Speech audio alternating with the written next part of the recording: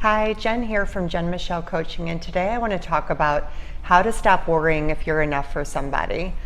This is a topic that comes up with women all the time. I will receive lots of questions and inquiries on how do I just turn off the rumination, the obsessive thinking, the overthinking. Am I doing this right? Am I going to say the right thing?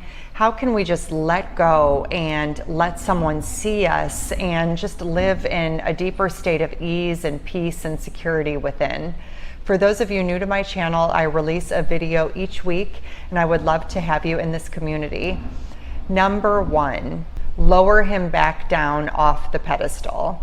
This means do not make him a rock star, a god, a over-amplified human being, because this makes it a high-stakes situation where energetically you feel like you've got to watch every single thing you say or do, and instead really practice bringing him down to that human level consistently and regularly, making him just a man, just another person who's trying to figure life out. We're not making him anything bigger or better than he needs to be.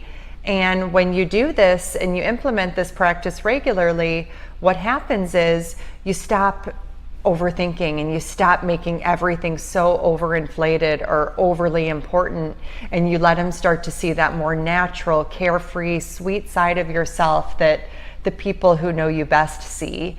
And this is, of course, who a man connects with, is a woman who loves herself, is secure in herself, and isn't making him bigger and better than her, because if that's what we're putting out there, that's what we tend to get back. And so if you start really practicing making this man your equal, that he's not better than you, that he is not more important than you, and you practice making him at the same level, he will see you from a very different energetic space. He will see you as a high value woman, as someone he wants to get to know and move towards, because you're not making him so important in that sense. It's a subtle shift of energy, but it makes a massive impact over time. Number two, notice any childhood wounds that get triggered when you're worrying about something. Maybe it brings up a story of being unimportant, of not feeling seen, understood, or heard. And notice how we can sometimes take that and just go running off with it. And instead, we want to recognize where we could have misinterpreted something, or where we're reacting and moving into worry because it's something old that lives within us. It's fueling an old dialogue that we've been storing within. And instead, just bringing consciousness to it, bringing light to it, and saying, I would love to better understand this, because it brought up, just this emotion for me. It brought up a little bit of pain for me, and I don't want to make any unfair assumptions.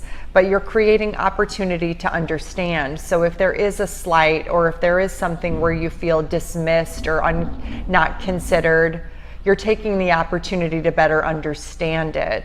And you're not just taking it and running and letting that worry get the best of you, but you're kind of shining a spotlight on it so you can say, hey, this is what my experience was, or, oh, this brought up a little bit of, concern or a little bit of worry. I'd love to better understand your perspective. And you hold that space to be secure in yourself, to calmly articulate what's going on within you, so you're not just blindly reacting to it and making something his fault that is really ultimately yours to resolve and better understand within you. Number three, stop complaining to him about disappointments of the past. Sometimes when we are used to being in a state of worry, we inadvertently tend to keep these emotions alive because we're always in our heads ruminating, and so we never really are in a space to let them go. And if we're not aware of this, we're constantly bringing them to him and not filtering first and just sharing our complaints, our concerns, our unresolved emotions. And this is very overwhelming to a man.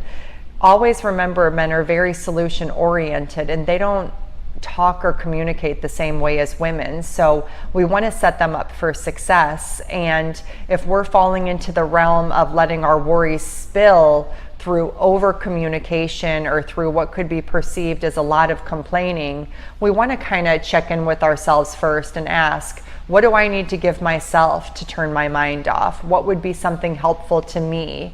Where can I notice my ego chatter and feel a little bit more ease today? What's something I can give myself? And then have some things available to you that you know are really just what you need to feel your absolute best, or to at least lean a little bit further in that direction, where you can start to say, okay, I'm not going to complain to him or seek security from him. I'm going to go give this to myself and get underneath this first. And you start to build this beautiful practice, and before you know it, you're turning worry off more and more and more, and you're connecting to ease more and more and more. And this will become your default over time.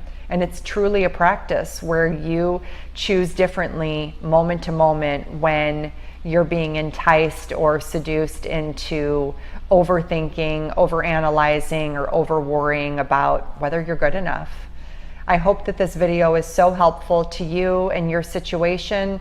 Please check out my site and my additional videos on this channel. I'm at jenmichellecoaching.com. Have a beautiful day, and I will talk with you all next week. Bye.